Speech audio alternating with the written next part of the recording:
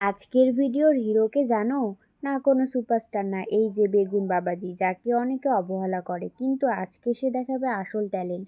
প্রথমে বেগুনটাকে গোল গোল করে কেটে নিচ্ছে, একদম কয়েনের মতো, কিন্তু এগুলো এটিএমে ঢুকবে না, সরাসরি কড়াইয়ে যাবে। ভালো করে ধুয়ে নিলাম, কারণ রান্না শুরুর আগে বেগুনও ফ্রেশ হতে চায়। এখন লবণ আর হলুদ মাখিয়ে দিলাম। বেগুন এখন বলছে, আমি রেডি ফর মেকওভার। গরম তেলে বেগুন ঢুকছে, হালকা গোল্ডেন হলেই তুলে নেব।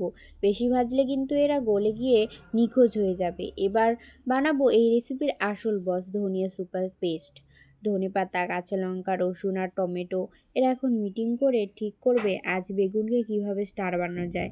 বেগুন ভাজার তেলেই এখন কালো জিরে আর শুকনো লঙ্কা দিয়ে দিচ্ছি। এই সময় গন্ধ আসবে আর বাড়ির লোক জিজ্ঞেস করবে কি রান্না হচ্ছে।